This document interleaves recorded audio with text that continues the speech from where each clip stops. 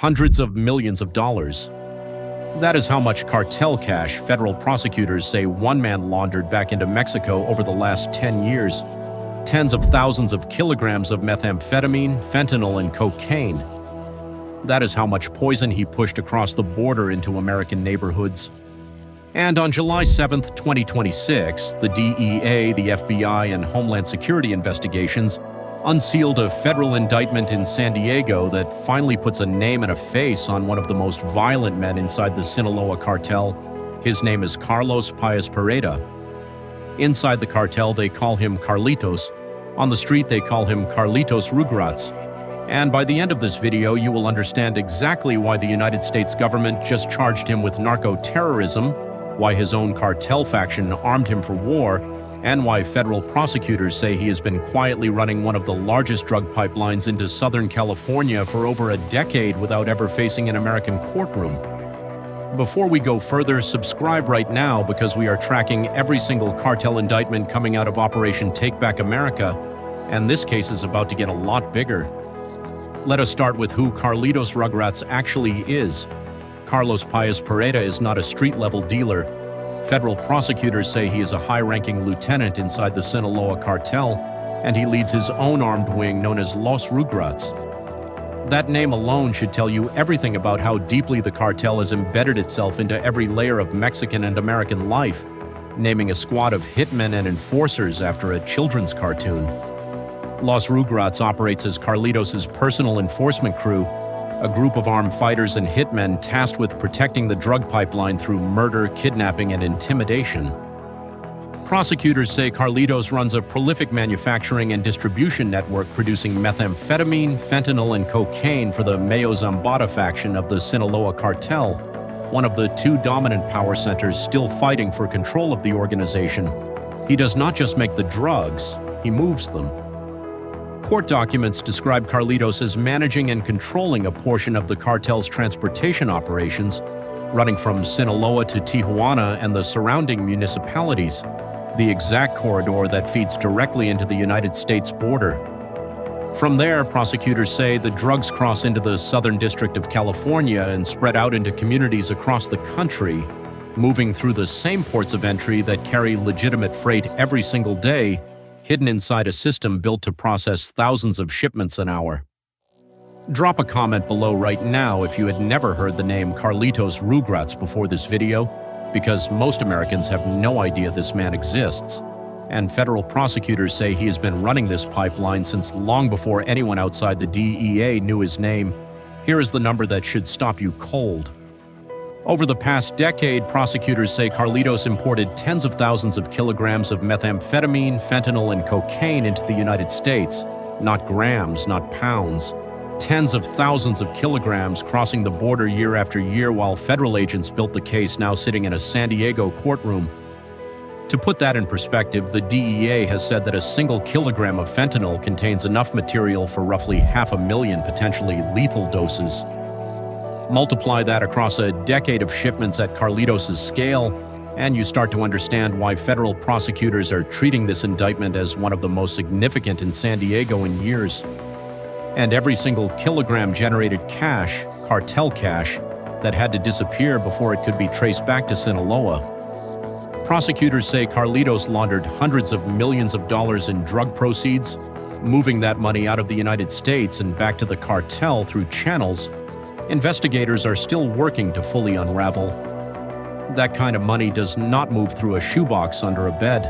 It moves through shell companies, through structured transactions, through networks built specifically to make dirty money look clean before it ever crosses back south. The U.S. Treasury Department's Office of Foreign Assets Control took notice. In September 2025, OFAC formally designated Carlos Paez Pereda as a drug kingpin under the Foreign Narcotics Kingpin Designation Act, a designation that makes it a federal crime for any American individual or company to do business with him or his network in any capacity, freezing any assets connected to him inside the United States. That designation alone should have been the end of the story. It was not. If you think a kingpin designation was enough to slow this man down, type no in the comments right now. because what happened next is exactly why federal prosecutors escalated this case all the way to narco-terrorism charges. The Sinaloa Cartel has been tearing itself apart from the inside for the past 2 years. Two rival factions, Los Mayos and Los Chapitos, have been locked in a bloody internal war for control of the organization ever since the arrest of Ismael Mayo Zambada in the United States in the summer of 2024. That single arrest shattered the balance of power that had held the Sinaloa Cartel together for decades, and what followed was not a quiet transition of leadership. It was open warfare. Entire regions of Sinaloa have turned into active combat zones, with gunfights breaking out in daylight, kidnappings becoming routine, and executions playing out in the streets of Culayacan and the surrounding municipalities. Schools have shut down, businesses have closed. Ordinary families have been caught in the crossfire of a conflict most Americans have never even heard of. And according to federal prosecutors, Carlitos Rugrats did not sit on the sidelines of that war. Court documents say he has provided fighters, weapons, logistics, and money to the Los Mayos faction throughout the conflict, actively arming and funding one side of a cartel civil war that has killed hundreds of people in Mexico and destabilized an entire region. This is not a man simply moving product through a supply chain. This is a man federal prosecutors say helped fund and equip an active paramilitary conflict, using drug money generated on American streets to buy the guns and pay the fighters keeping that war alive. On July 7, 2026, a federal grand jury indictment was unsealed in the Southern District of California, charging Carlos Paez Pereda with narcoterrorism and material support of terrorism in direct connection with trafficking massive amounts of fentanyl, cocaine, and methamphetamine into the United States. The narcoterrorism charge alone carries a mandatory minimum of 20 years in federal prison, with a maximum sentence of life. The material support charge carries up to 20 years and a $250,000 fine on its own. DEA Special Agent in charge James Nunnally said Carlitos allegedly fueled the drug crisis for years while using violence, intimidation, and fear to protect his enterprise. FBI Special Agent in charge Mark Remely said Los Rugrats has fueled brutal violence in Mexico that reaches directly into American communities. And U.S. Attorney Adam Gordon made the point bluntly that while a cartoon character cannot be captured, a narco-terrorist can. Here is why this case matters far beyond one man's arrest warrant. This indictment is a direct result of President Trump's Executive Order 14,157, which designated the Sinaloa Cartel as a foreign terrorist organization, a designation the Secretary of State formally confirmed on February 20, 2025.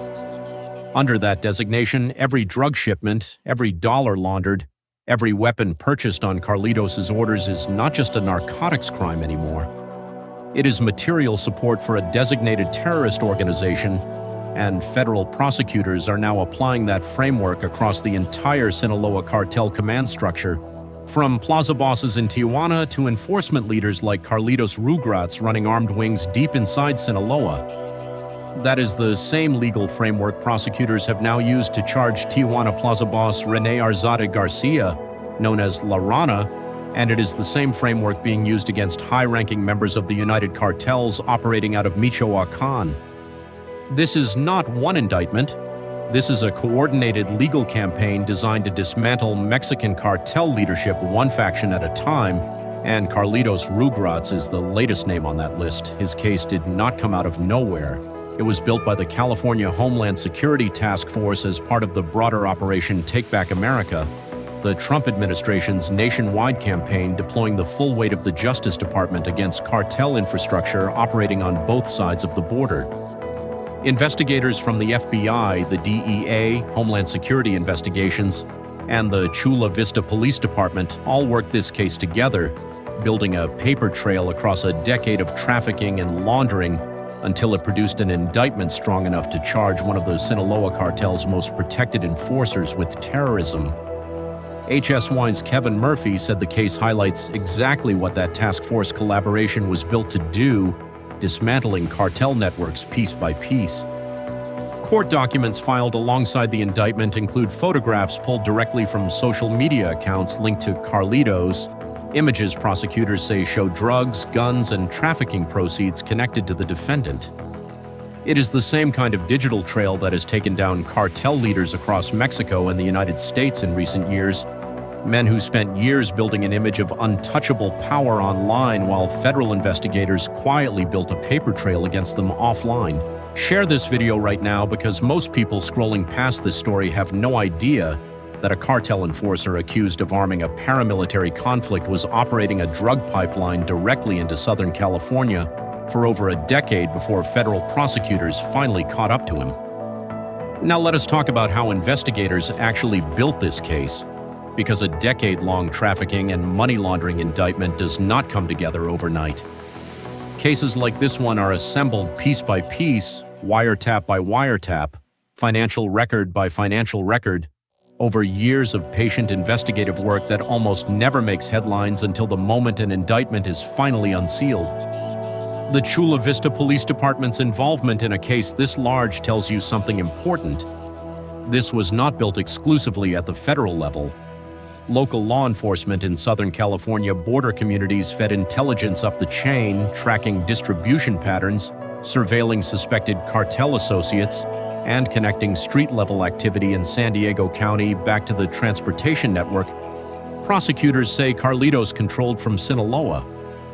That is exactly how the Homeland Security Task Force model is designed to work. Local police, federal agents, and financial investigators, all pulling from the same intelligence picture instead of working in isolated silos. And the financial trail may end up being the piece that keeps Carlitos from ever operating freely again. Money laundering investigations move slower than drug seizures, but they hit harder in the long run because they expose the entire network behind a trafficker, the shell companies, the couriers, the financial institutions that process transactions without asking enough questions.